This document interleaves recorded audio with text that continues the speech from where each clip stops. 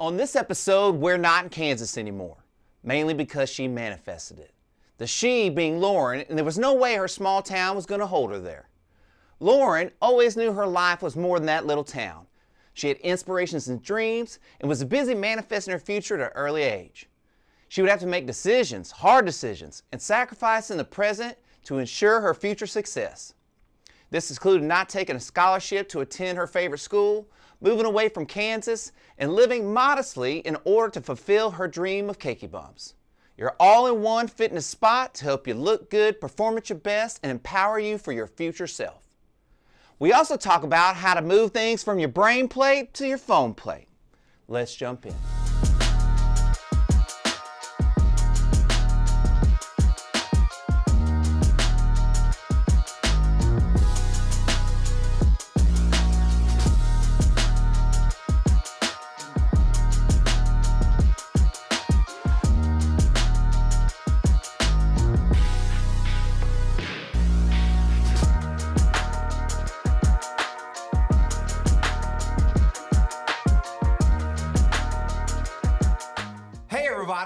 Welcome to a Moderately Good podcast. So glad you're coming back. I'm really excited for my guests. I think you will be too. But before we get started, we got to give those shout outs. So Joe Andrade Media, he does all my media. Look it up. You know where it's at.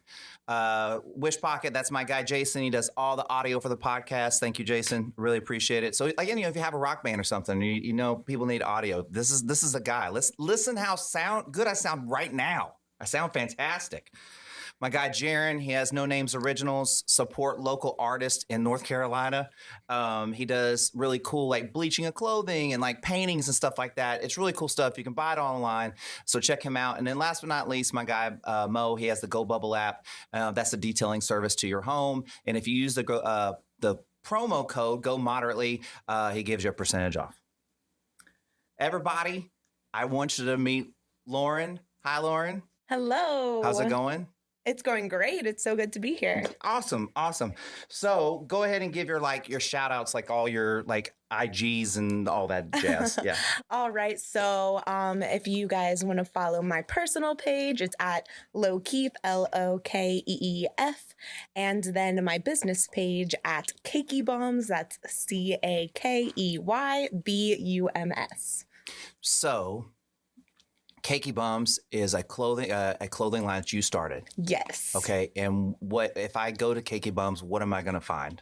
So you will find athleisure wear, active wear, gym accessories, programs, really anything fitness related. I knew what I already went there, so I knew what I was going to get. Okay. But what I liked about it was, it was kind of like, it feels kind of like this concept of like empowering girls, like on all the things. So as being a trainer, you probably have heard that like, when I go to the gym, I just don't know what to do. Right. Yeah. Absolutely. And so like, and then I don't know what do I wear when I go to the gym, or like, all those things. And you're like on the website, you're just knocking them out. You go, this is what you wear. Yeah. This is what you're going to take with you. This is the equipment you need. This is right. Is that kind of what you're going for? Like, is that part of the thing? Yeah, it's just, I would say, helping women feel comfortable in the gym as far as like what they wear and what they do. Right. I think that goes hand in hand. And then just showing women like a good representation of what they would really look like in my clothing. I think that a lot of businesses kind of, they use these great models, don't get me wrong, but they, just don't show like different body types. And so that was something that I really wanted to show on my website. Okay, so I kind of probably already have an idea, but why is that important to you personally? I think it's so important because we're all going through that fitness journey. There's so many different stages, and I didn't want to leave anybody out. I wanted them to actually see, find their body type within my models, and get a good, idea of what they're going to look like in the clothing. And along your fitness journey, as you're losing weight, you just move down different Cakey Bums. Exactly. I mean, you're just moving from one size, and it's the whole gamut, right? Right. Absolutely. So I'm totally proud, jealous. I've always wanted to start a clothing line. So talk like a little bit about like it's hard, right? Is it hard? Do you think it's hard? I don't know. You tell me. Like it feels hard, but maybe because you know what you're doing and I don't is why it feels so hard to me. So you tell me like what it's like to start your own clothing line. So I would say it's a process. And I say that because I knew that I wanted to eventually get into clothing with Cakey Bums, but I didn't originally start out with clothing. Okay, what did you start out with? I started out with the fabric resistance band, and that was back in 2019, spring 2019, and I feel like that's really important on the timeline. No, because that I would say probably either, I mean, at that time or right after that, they got really hot. Yeah, you see. I started seeing them in the gym all the time. Oh, like yes. you hadn't even seen them. Yeah. And you know what it was? So like I had this feeling. I hadn't seen many of the fabric resistance bands, but one day one of my friends walked into the gym. I had already known that I wanted to start a company. I wanted it to be a fitness product.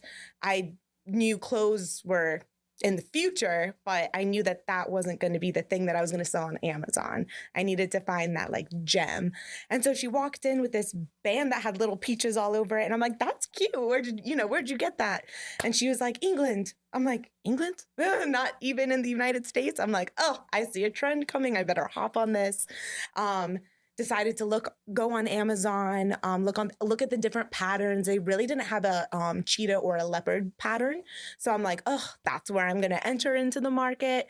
Went and contacted my supplier, found a good pattern, got the cheetah bands on Amazon, and then the pandemic hit. And that's why actually that you see a million different bands now, because I feel like it kind of shoved people into their houses and they weren't able to, they had to be creative, you know? That's so interesting. Yeah, like, it was just perfect timing, honestly. It was just one of those feelings you have to run with and you're like. So without me digging into, because I don't want to dig into your like personal finance, stuff like that.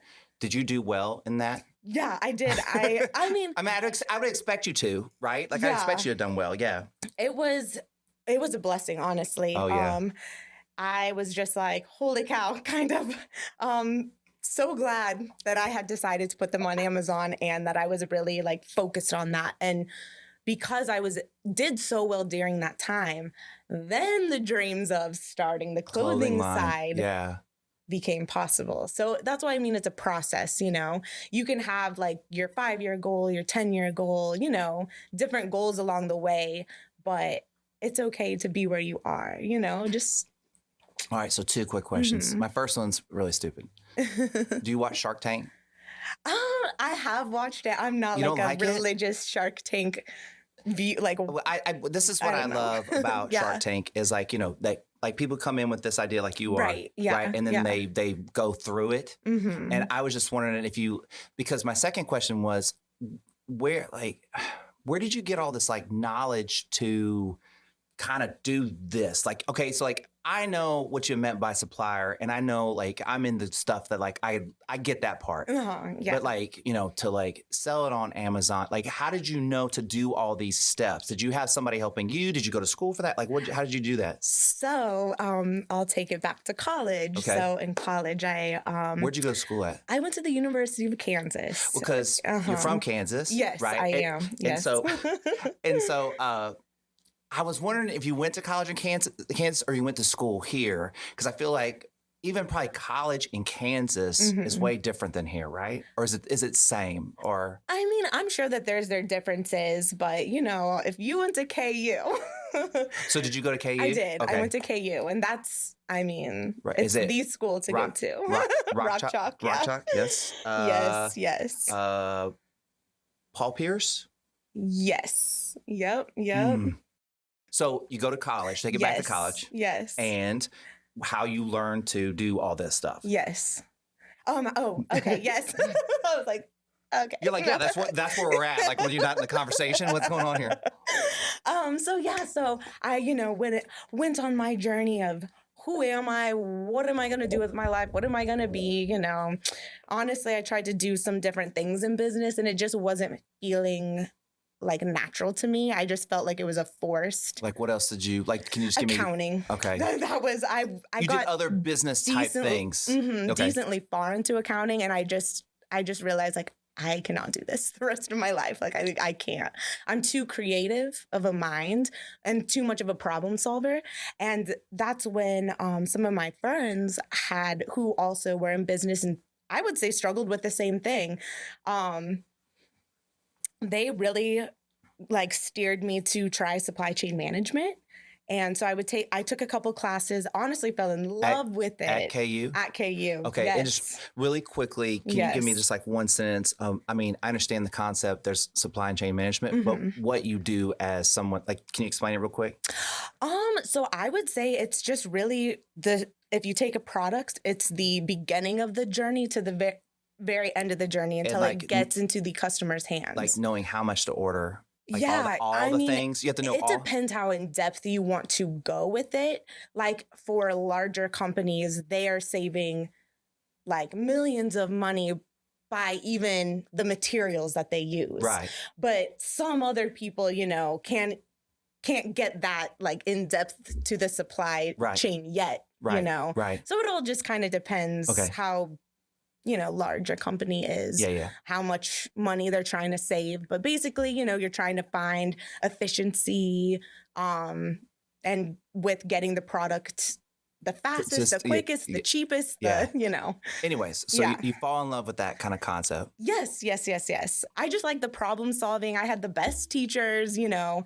It was just, I loved it. I loved it so much. But I would say there's one thing that after I graduated or while I was in school that I did notice, and that was just, you know, working for other companies. You wanna, you know, pretend that you're not ever gonna, you know, maybe get let go or, you know, be expendable, but that can happen sometimes. And I don't know, I felt like if I'm gonna put all my energy and all of my effort into something, I want to grow my brand. Right. And so we did a lot of case studies with Amazon. So I learned a lot. In school? Yes, in school on how to operate Amazon. Like just, we would study Amazon in depth because it was such a new thing. They were blossoming at that time. And yeah, so I always after graduating, I just made that a goal. Like I want to sell a product on Amazon. And did you try any products before the bands? I did not, but I did sit around for like at least a year or more. Just what is my product going to be? What is it going to be? It was crazy. What were some of the things that kind of made the cut and then you were like, nah? You know, I knew I wanted to put like all of my energy behind it, not just be like some product I'm selling on Amazon, but to actually create a brand on the ground too, you know? And I'm like, what can I do? What am I truly passionate about? And that's fitness. I mean, I love fitness. It, you know, it's a life changer, you know, to so many people. Right.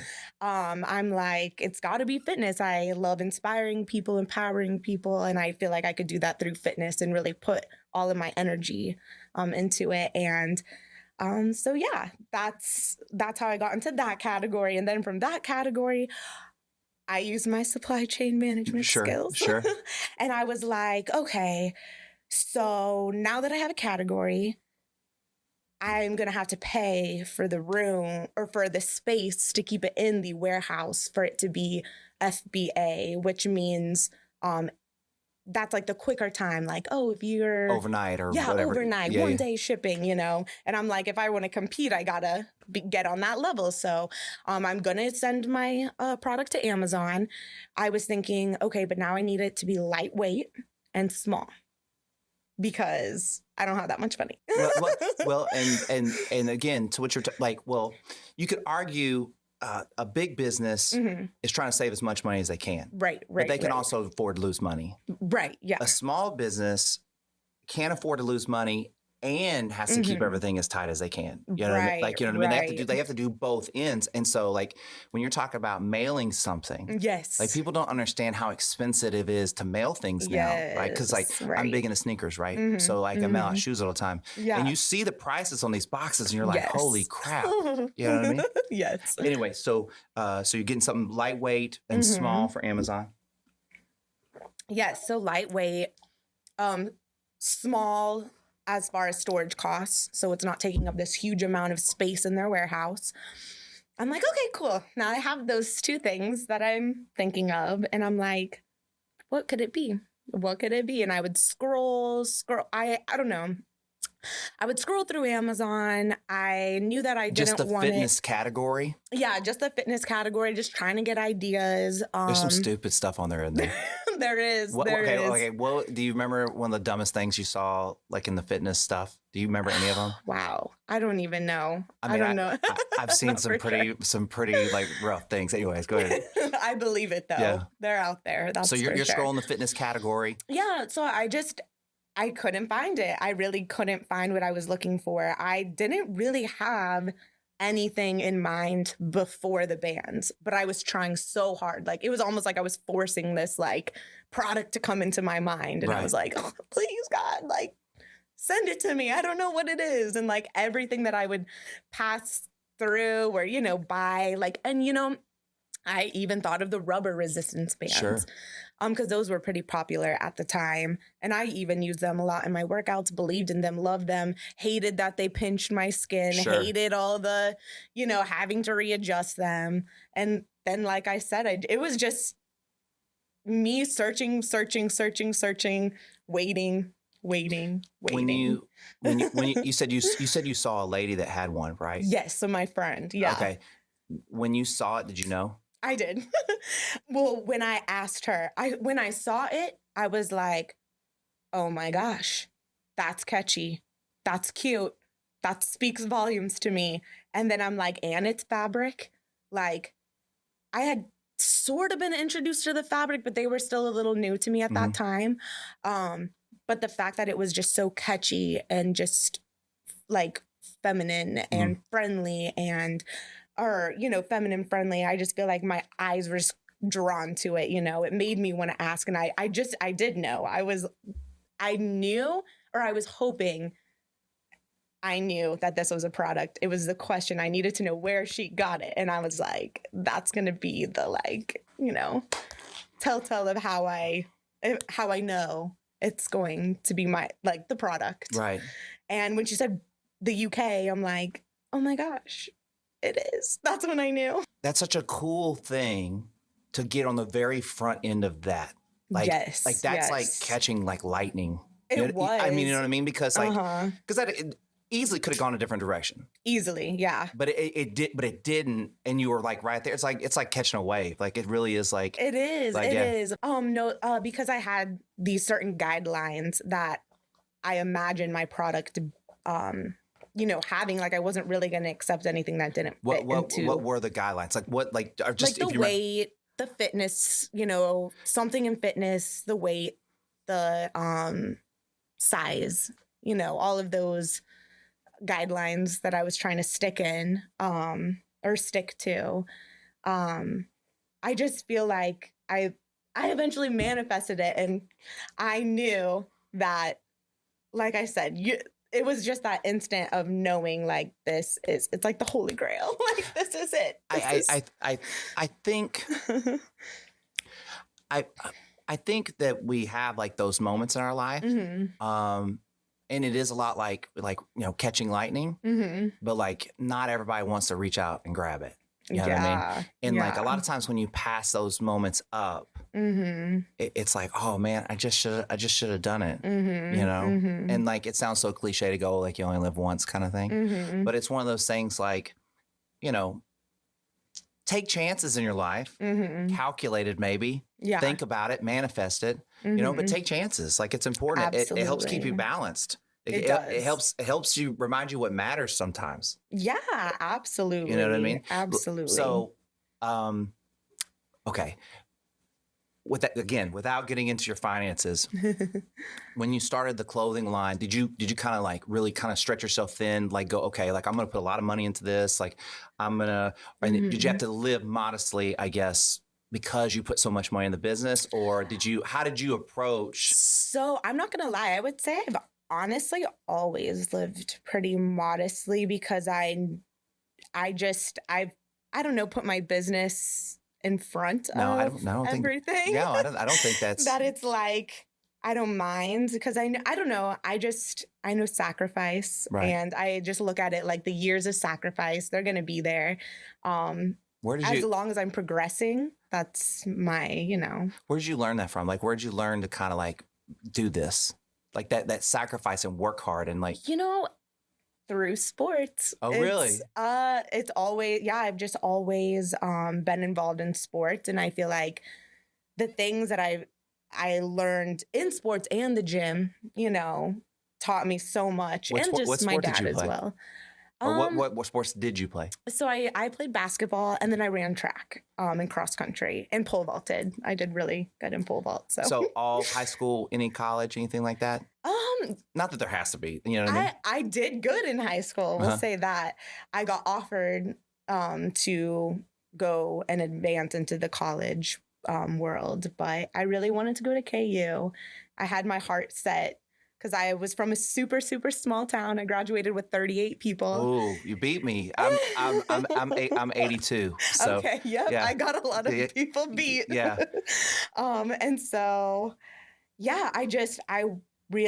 I knew that if I did choose sports, that I would probably be like a D2 school as opposed to a going D1. To KU. Right, going to KU. And I mean, I knew that.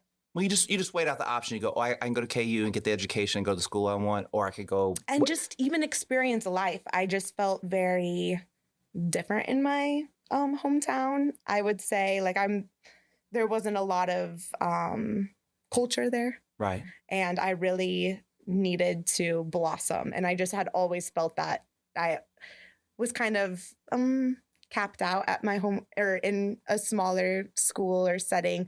At the same time, it was great because I learned so much, but I wanted to use that in the real world and meet new people and explore. And, I knew that there was a lot that I had to learn, and I wasn't going to do that at smaller schools. Well, I had a similar experience. I grew up in a really small town. Mm-hmm. I'm assuming if you're in Kansas, it's a very country town. Yes. Yeah. Oh yeah. So was mine. And then I look like this now. You know what I mean? And so but that's where I'm from. But in high school, I was the kid that wore weird shit because I would want to go to Houston and get clothes and come back and wear cool stuff. And I would see stuff on TV or advertisements or whatever. And you're just like this is all so boring. Yeah. You know what I mean? What about all these other cool things? But it's hard.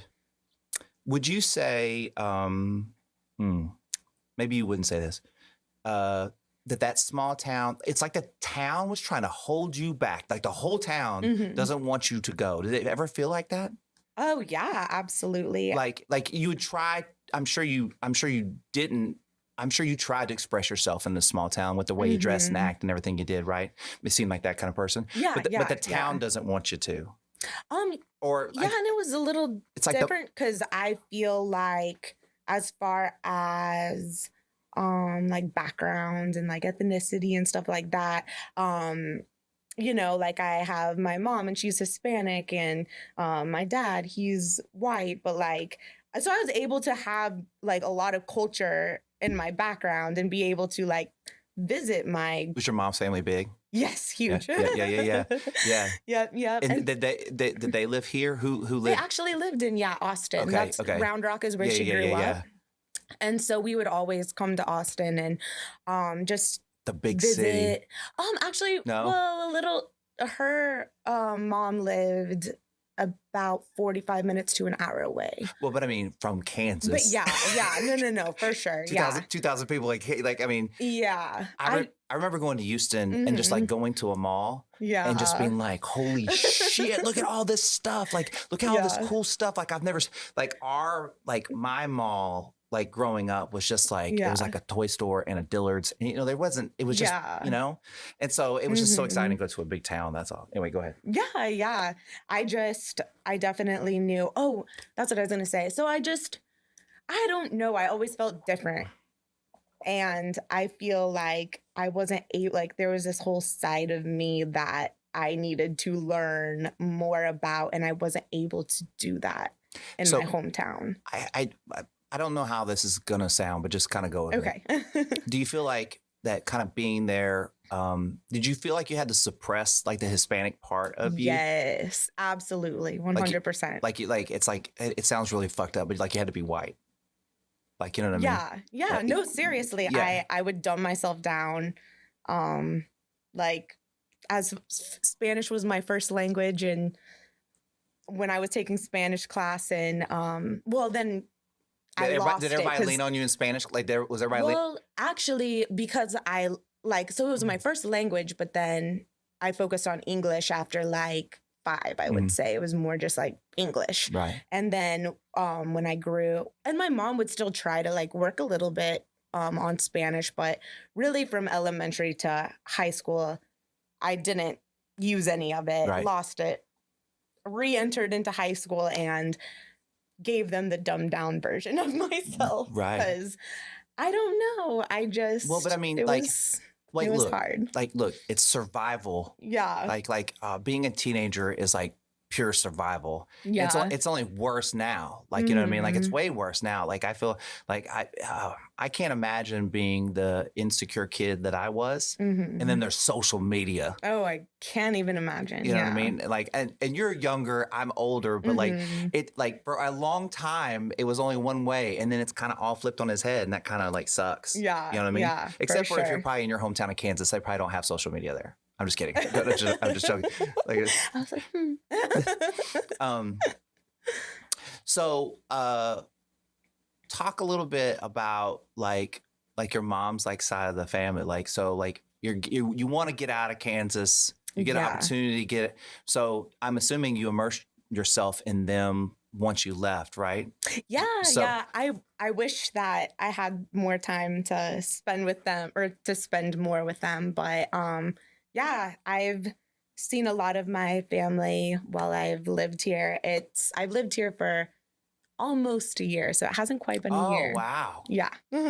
So I'm pretty fresh. where'd you move before? Where were you living before this? So I was living in Wichita, and then prior to that, Wichita, Kansas? Lawrence. Yes, Wichita, Kansas. Holy smokes. Yeah. Oh, wow. Okay. So how was that? Like, I mean, the beautiful part was it was different. I mean, it wasn't as like your small opposed town. to the small town, but there were so many similarities as well. Yeah. That I was like, okay, I love that.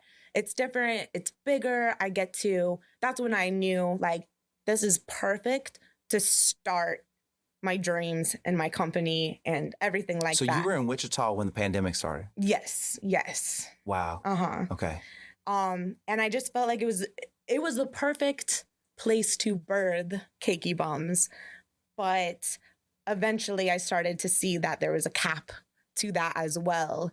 It was just Wichita moves so much slower than the speed that I was trying to go. Did that feel like high school, like all over again? And little bit? It did. There was like a lot of like unsaid drama, and I'm like, are we really doing this right now? Like, right. I'm so over this. Can we all just get along? Like, you're like, I got things to do. I know. You know I'm just like, this is craziness. But yeah, it just made me realize that, like the way that I think is just very creative, expansive. I need to just go somewhere where I can move, like, just be myself, but like there's opportunities and lots of opportunities, because I'm one that takes those opportunities and makes the best out of them. And, yeah. So yeah, I basically got capped out there, and that's when I'm like, I know I want to move to Austin. I mean, I always had known that eventually I wanted to live here, but it was just time. So, okay, you start with the band. Yes. Okay, and then you go to the clothing. Yes. Okay. And And I'm assuming you kind of said that was always the plan. That was always the plan of what you want to kind of do, right? Yes. All right. So you don't have to tell what the plan is, Mm-hmm. but I'm going to go out on a limb and say you have a plan right now for where you're going next. Yes, Yeah. absolutely. Right. Absolutely. Always. And was that part of the original plan, or did it shift and change as it shifted and changed? Does that make sense? Like, let me ask this in a different way. When you think of your, like, we'll just call it like your 1, 5, 10-year plan, right? Are you ever afraid to if you planned it like this? Are you ever afraid to go, well, you know what? It might be better if I go over here, and this kind of leads me back to here. I'm more of this person. All the way. I'm gonna go where I see, like, if there's an opportunity that So you're not rigid to the original plan. No. And what I've learned is, like, you can't be that way. You will always be disappointed. Right. Like, always. And I learned that quick.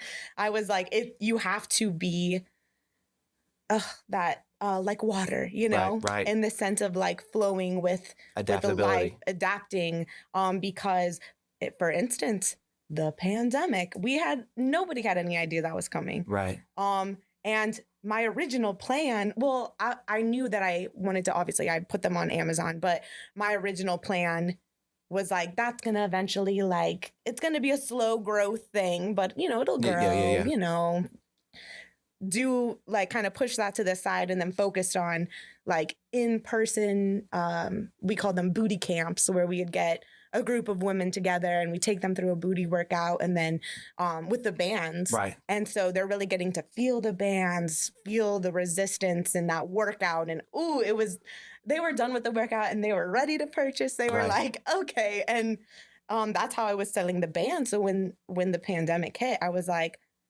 oh my gosh, that can't be an option for me anymore right now. Right. And so that's when I'm like, where do I put my focus? Okay, let's shift it back to social media, Amazon, you know, right. that. And that's what, you know, so it's like, you can always think that you have this plan, but it's not, it's never gonna just be that.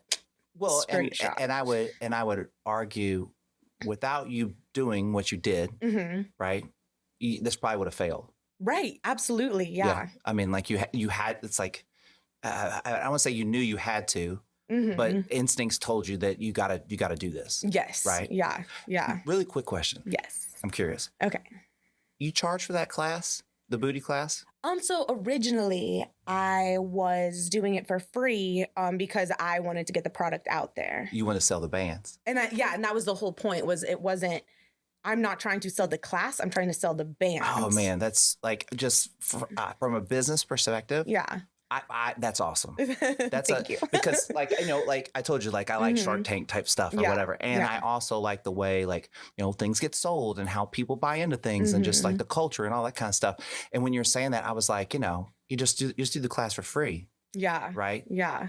And not that anyone feels obligated to buy a band, but if they had a great free class, and, you know, even if they want to come back and bring their band back with them and show they got their own band, you know what I mean? That's like, right. it's just, absolutely. Like, and it's like they bought the thing that I hope that they, you know, post on their social media the most, you know, with. I would just encourage them, like, you know, post with your band. You know, we want to repost you. We want to show like love to you back, like, and just created that culture where it was like, look, we're all empowering each other. Like, I want to put you on this platform when you show the products, because how you think it's going? It's going great. Okay. I am enjoying this greatly. Awesome. Whose margarita was better? Ooh, Is it Aaron's? You know, here's the thing. I can tell that she added a little splash of something else, like a little splash of like, do you have pineapple juice? Yeah, probably so. Yeah, I was like, it's a little juice in there that. Thanks, Aaron. I'm gonna have to. Thanks. I'm gonna have to. Yeah. Hey, that's why she told me, she goes, hey, like, you know, go to the store, like get oranges, like, you know what I mean? And then she knew she had pineapple like in her back pocket, right? Yeah, and so she's like, oh yeah, put your orange. Not that we didn't even plan this competition, but like, yeah, she probably definitely put pineapple. Man, good job, babe. She did great. So Yes. I've had this thought, right? Okay. Okay. If it's a secret to anybody, surprise, I like everybody's shit. Yes. Like on their social media posts, I love giving thumbs up and hearts and like, you know what I mean? Like I want everybody's stuff to be liked. It's like, it's, you know, I feel like it's good, but with the way we are with social media and how it kind of is, you know, like we that dopamine that comes along with getting likes and all that kind of stuff. Am I enabling poor behavior to the person I'm like, or am I doing a really good thing by like liking their stuff to make them feel good? What do you think? So, okay. I like to look at this. I know this question is more about them and less about you. Well, but it is a lot about you. I was going to say, but I want to kind of twist it and make it more about you, because I feel like you and I are leaders. And when you have a leader mindset, you can't necessarily care what other people, like they can do whatever they want to with that. Like, you're not responsible if they misinterpret it. Exactly. Yeah. You are spreading the love and the light. And honestly, with that energy, I'm like, if you're a giver, the more that you receive as well. And that's how I look at it.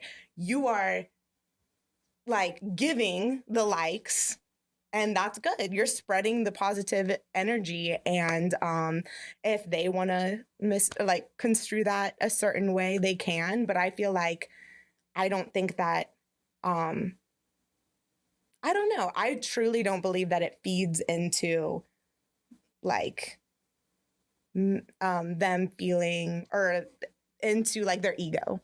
Well, I feel like now that like I've outed myself for just liking everybody's shit. Okay. When they get likes on their pictures, they'll be like, that doesn't count. You know what I mean? Like his doesn't count. He likes everybody's shit. He likes everybody's stuff. Oh, man. I mean, I when I had more time, I used to be the same way where I would just like I would just comment, you know, give. And honestly, the more I would receive as well. So that's why I'm just like, I don't know. I never thought of it as like feeding their ego, but I just thought of it as like, you know, spreading your positivity. You know, they talk about like the beginnings of Twitter, and in the very beginning, everybody was nice on Twitter, and then like something shifted, and then everybody became a dickhead, right? Yeah. And like, I really hope that on some level, that whoever you are, whoever the person is, you're just trying to find some healthy relationship with social media. It's not going anywhere. If it's part of your life, it's in it, right? But just like a healthy relationship. And I think something you said before we started was that like, I mean, you know, for the most part, your social media is business. Yes. Like you're out there living in the real world, doing real life stuff, right? Like, and you like take pictures of yourself like everybody else, or post on everybody likes to post on their socials, things they're eating, or like whatever else people post, you know? But like for the most part, even some of your like, that's like me, surprise guys, like when I post a picture of my podcast, it's because I'm using my personal social media to advertise my podcast, right? Absolutely. So, and you said that shifted, right? That you used to be a person that scrolled and liked and blah, blah, blah, whatever. But then you got too busy like being like out here. Right. Yes. So how did you kind of make or break that kind of transition?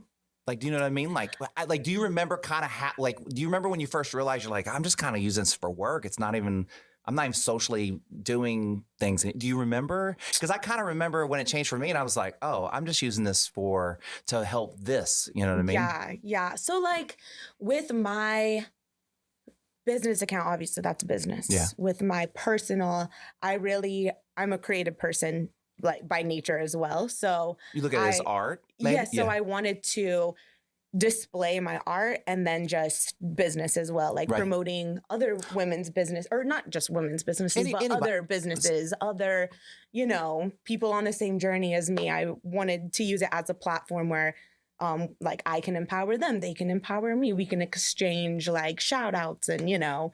Well, just really quick though, like Cakey Bums, yes, it is art. Yeah, I mean, absolutely. you know what I mean? Like, I like, you know, I have a friend. His name is Manuel. He does all my art for the podcast, right? And he just he has this great thing that he's just like, like just take anything and you can doodle on it, or he'll Mhm. put googly eyes on anything. Yeah. You know what I mean? But he's like, Mhm. like when you start looking at the world and you're looking at shapes and things like that, everything is art, and that It includes is. your clothing and your Instagram and Yeah. stuff like that. Yes, it's just a form of expression, Sure. and yeah. Um, but yeah, so I would say like when I lived in Wichita, I was balancing a lot of just like, well, I would have like modeling, art, or like photography, then my own personal art, then Cakey Bums stuff. So it was just a lot of like different things. But then when I moved to Austin, just things like started happening a lot quicker. Sure. Like I was saying, in Wichita, things were like slowly moving along, but still progressing. But it was just kind of like, let's move it along faster.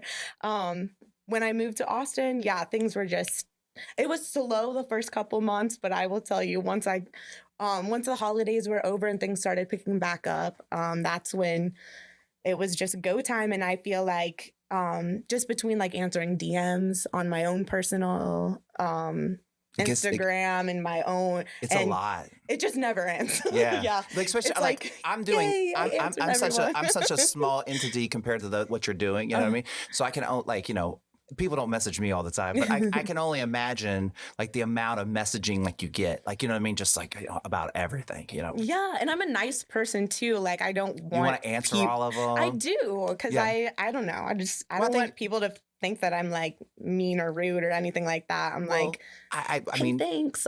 I appreciate people liking, comment, like showing. I want them to know that I appreciate that. sure. Well, it's, at the end of the day, it's like human connection. Mhm. Like Yes. I like to think that maybe hopefully your social media just helps you connect with your friends and things like that. It's Mhm. not something that you like need Mhm. like a Right. dopamine hit from, but it's just like, oh, like, because me personally, I think it's awkward when I have my friend's phone number and then we're talking through like DM on Instagram. Right. I'm like, I have Or your you phone number, forget dude. which one you're like And then like, texting DM, and you're like, wait, this isn't what we were talking about. yeah, you're having like two different conversations with the same person. Right, You know what I mean? right, Like, you're like, right. what time are we going to dinner? Hey, did you see this meme I saw? You know what I mean? Like, what? Oh, man. So how I usually like to wrap this whole deal up Okay. is I usually ask people like, so the whole idea of the podcast is like just life balance, right? Mhm. Balancing Love that. everything. And when you're a busy person like you are, like you have to take care of yourself, because if you don't take care of yourself, you can't take care of your business or everybody else. So what do you do? What do you like to do to like take care? Obviously, you like to work out. Mhm. You've always done Yes. that, right? Yes. What else do you do to take care of yourself so that you're good for your business and your friends and family and stuff? Oh, well, let's see. I would say one thing is planning for the week. Like you're a I know planner? that sounds crazy. Well, I didn't used to be a planner. Not like that. Like not like having everything like super planned where it's like, okay, I need to meal prep all these meals. I need to write down my plan for the week, then write down each day. I never was really like that, but I feel like I don't know. You can't manifest. Yeah. Okay, so like when you're thinking of manifestation, Okay. okay, so we'll take the whole scale, right? Yes. Yes. And the scale is everything you get to before you die, Mhm. right? And here is like today. Yes. Yes. If you're not planning that out, Right. how are you supposed to manifest what you Right. want? Right? Exactly. Does that make sense? It's direction. Yes. You are creating a direction for yourself. And you find that through a schedule. Yes. Well, Okay. yeah. So really quickly, you said you weren't always like that. I wasn't always like that. What- I was pretty like in my head about it. I could just But did you realize at some point you're like, I can't hold all this shit in yes. here? Yes. When It was okay. Was Mhm. that a struggle? Was it a struggle for you to kind of go, okay, I need to write stuff. I need to write stuff down. Like I remember when I started doing Mhm. that, like where I'm like, oh, I have to write all this stuff down. I was like, am I losing my mind? Like I'm only like 35 years old. Why do I feel like have amnesia or like I'm getting Alzheimer's all of a sudden, right? Right. But like right. in writing it down for me, Mhm. it takes it off my mind plate. Yes. And puts it on my phone plate, I guess, Yes, right? Is that similar? Yes. And it feels so nice because I can resort back to my notes as opposed to things consistently or like constantly just going around in circles in my head. Because and again, like when you're so bouncing creative, off there's always something rolling around in there. always. You know what I mean? Always. Okay, in your phone, do you like make just like notes about shit? Oh yes. Okay, like so many notes. like just weird notes and stuff, like Yes. weird stuff. Okay. Mhm. Anyways, Yep, go ahead. yep. So you plan out your week. What else? Yeah, so I plan out my week because honestly, because of what you were saying, it helps take it off of my Brain plate. and That's what I'm putting calling it on a phone plate or paper, you or know. whatever. Yeah, it takes out your brain. It does. Yeah. And my wheels will be like turning if I don't do that. So that helps keep my peace. Sure. I've learned. So that helps keep my peace. Plus it helps me continue to be proactive about obviously the things that I'm getting done. And that's what makes me feel good. Right. I feel worse when I don't get those things done. Right. Then I'm like, I'm just like beating myself up. Although I have learned also that it is okay to take a day off. Yes.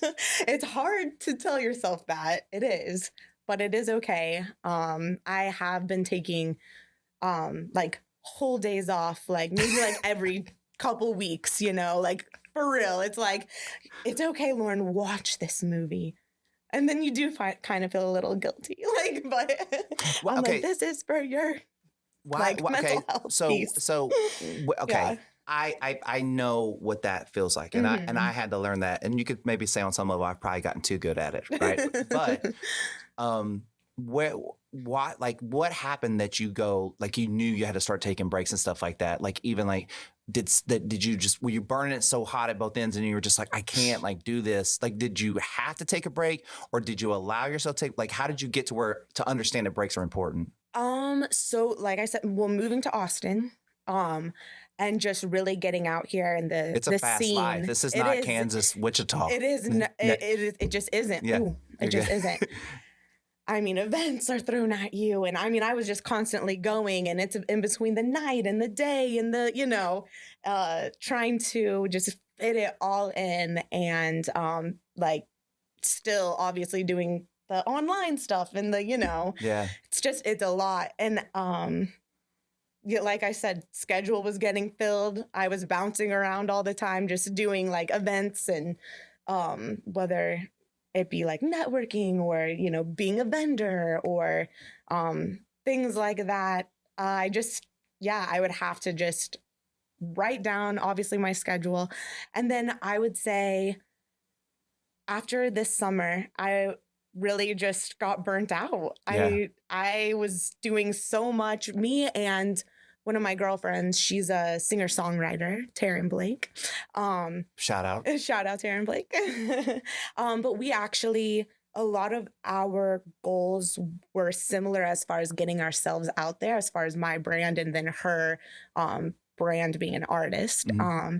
And so we really tag teamed the scene in Austin and really created a lot of opportunities for ourselves. So I felt like this summer was just very go, go, go, go, go. And finally, I would say August was when I was like, holy cow, I need a break.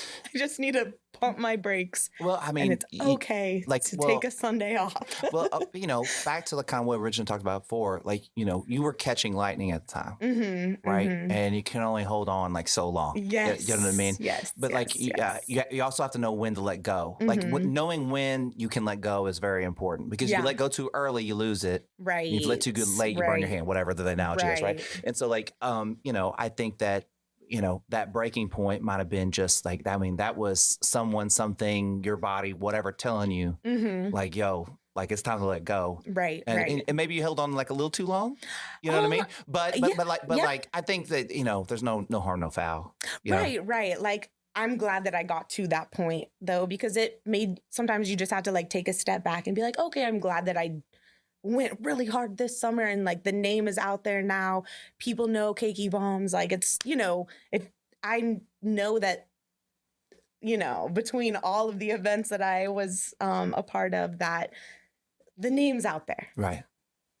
It's great. Did what I had to do to get it out there. But now it's like, okay, now I can take a step back and like be more like more focused and more intentional about what I like partake in now. I just kind of thought of this. Mm-hmm. Do you find yourself, okay, now that you've allowed yourself to take this break, Mm-hmm. right? It gives you time to plan, Yes. right? Oh, yes. And like planning Mm-hmm. and like executing Mm-hmm. is a lot more fun than when it's like done. Yeah. Right. Yeah. You know what I mean? Like planning sure. a party is always like a lot. Well, the party's always fun, but like planning a party is fun. Like that, Mm-hmm. you know, like building the garage. Mm-hmm. Like that was the fun part. I mean, not that this Yeah. is not fun, but like, you know, it's fun doing the thing. Yes, Right. And yes. planning is kind of part of that. Right. Right. Yeah. Right. Yeah. And I just thought that's just really cool. That's really cool. Yeah. Okay. So now that we have decided that you can watch a movie every once in a while or whatever. Yeah. Do you have like any like guilty pleasure TV show? You said you don't watch a lot of TV and movies. What do you? I literally went from not watching anything at What do all you? ever What do you to do that you didn't allow yourself to do before? watch TV. Netflix. Okay. And I'm still pretty like, I'll still have my like, so I know what I don't like. I don't like to watch shows if it's not like a story plot that like is over and done in an hour, if that makes sense. So like, Just for like instance, you want like, one episode. You don't want to watch multiple episodes. well, I don't want to watch something that like, as far as like, okay, like I would watch Black Mirror. Have you ever seen? Yes. But you see what I'm saying? They're 1 hour episodes. Right, they're 1 hour episodes, but it's just you're not missing anything if you don't watch those. The next couple of ones. Because those are not bouncing off of the Right. previous episode. They're the whole new thing, you know, like whole new storyline. You don't binge watch anything. I don't allow myself to binge watch. Why? Because that's how the addiction starts? I just feel like I don't know. I don't want to put it on America or, you know, but I look at how I'm an observer. So I don't, I struggle with this. Like, Mm-hmm. I'm assuming you care about the way you look. Right? No, I don't mean yes that. and no. No. Yeah, but yeah. But you want a style. Like For you, sure. like you, and you have an intentional style about the things you wear and stuff like that. Like I feel like, For the most like, part. no, but I kind of feel that, right? Yeah. And then like sometimes I'll go places and I'll be like, man, why is that guy wearing those shoes with those pants? You know what I mean? And it's not a judgy thing. I'm not being a judge. Like, I don't care what shoes and pants he wears. But I was just like, man, I would have wore these shoes or I wouldn't have done this thing. And like, that's just how the world kind of like, if someone gave me an ability to shape it my way, what would I do? Yeah. You know what I mean? Yeah. But I know I don't have that ability, so I just keep it all to myself. But I feel sometimes like, like I'm being like a dick. You know what I mean? Like I'm being judgy. Yeah. And it's not a judge because I have no stake in the game. Yeah. I just wouldn't wear those shoes with those pants. It's so funny because I like to obviously I like to be put together, but I mean, I don't know. My Kansas days, I can really put together the I don't care outfit. Like I have a I don't care look. So let me It ask, humbles me. was that a little bit of adaptability? Like in living in Kansas, and was there any part of you that while you were in Kansas at any time, like you don't want to stand out too much. You don't want to draw too much attention to yourself because it always felt negative. Like Kinda, yeah. I mean, yeah. because I just remember in high school, you know, like I said, like, you know, like, I mean, I was like doing everything they were doing in big cities and that was not in my high school. Yeah. And so I never really, there wasn't a lot of positive reinforcement from what I was doing. Oh yeah, for so sure. then you just kind of go, okay, well, I'll just dress like everybody else. Yeah. Or I'll just dress down and like, you know, whatever. Yeah, and then for sure. Now as I get older, I don't give a fuck. Yeah, I think that I'm like, it's I'll dress just however I want to. I don't care. That's exactly the thing. Is like, look, if I want to be put together, you better believe I'm going to put myself together. Yeah. And if I want to look like not put together and a whole mess, I intentionally am doing this. Let me put it to you this way, okay? Every Sunday, me and my daughter go to this little donut shop down the street and get donuts. Okay. And every Sunday, I mean, I must look like I kidnapped her and like I'm homeless. Like I'm wearing just the rattiest shorts and just like a shirt has like holes. I mean, like I'm not wearing shoes, like I'm wearing flip flops, and I'm covered in tattoos, and they're so nice to me, but they don't ever see me like like this. You know what I mean? They see this like homeless guy that comes in there, So. Right. So you gotta keep yourself humble, have those moments like, look, So before I let you go, yes. Okay, you said you played sports in high school. Mm-hmm. Okay, and you said that you could have played in college. Yes. What was the sport? It was pole vault. That was what you were going to do. Yeah. My guess was basketball. Well, I loved basketball. I actually didn't go out my senior year. You didn't play basketball your senior year? No. How come? What happened? Oh, yeah. So actually, we'll have to rewind back to my junior year, and this involved pole vault. So I took second place my sophomore year. Let's go back to my sophomore year. I took second place in pole vault at state my sophomore year. Okay. Well, I mean, I'm just one of those people that I always want to be better. And if I know that I'm not getting that knowledge from a coach, I have a resource that's, super close, like another coach. You want to be coached. I want to be coached. I loved the sport. I wanted to learn. I wanted to know, everything about it. And I knew I wasn't getting it from your coach, my coach that the school, had as their coach. So anyway, another coach 20 minutes down the road. Oh, I feel like I know where this is going. Oh yeah. I mean, on my weekends in the summer too, I would just consistently year round see this coach. It would be pole vault with this coach. I mean, in the middle of the winter. Hey, really quickly. Yeah. Was your current coach offering that to you? No, absolutely not. Okay. So you keep telling the story. I think I just keep going. Yeah. Yeah. So improved a lot. I mean, that, like I said, came in second at state.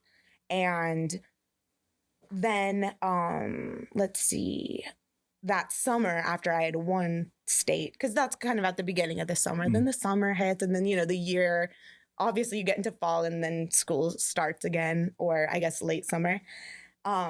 We had a school board meeting and basically the state was like, if you have outside coaches, we want them to be employed by your school. What? Right. And so I was like, okay. So I told the other coach the problem, what they, the situation, whatever. And he was like, the coach had been coaching you. Yes. And he was like, I'm 20 minutes down the road. If they want to put me on their coaching roster, they can pay me $1 to make it official. And that's all I need. Right. Because that was his passion, was coaching pole vault. Yeah. That's all, his passion. And he knew I was, improving and I was good and he could make me better. Right. He was like, we're just starting. But yeah, they said no. And I was like, okay, well, I will remove myself from all of the sports. And yeah, that's what I did. No, I'm sorry. Okay. It was my junior year. Then I won. Okay. Actually, I went too far back. My sophomore year, I got second. My coach helped me. Then the next year, my junior year, is when I got first. And then that's when the school board meeting took place. And that's why I didn't go out my senior year for anything but cross country, because cross country was the only thing that could get my mind off of everything. I would just run and get mad. So really quickly. Yeah. Why did that all come about? Did your current coach get all pissy about you being coached by somebody outside the school? I think it was because I won state and another school was trying to, and the other girls there were kind of just we think, it was just speculation, of course, that she's getting coached by someone else. And I'm just like, okay, well, he's not pole vaulting for me. Right. I'm the one that's doing all the work. Yeah. I don't know. It's a little frustrating because it's But here, while you're telling your story, Yeah. I have a question for you. That coach, Mm-hmm. do you think he was a big influence on who you are?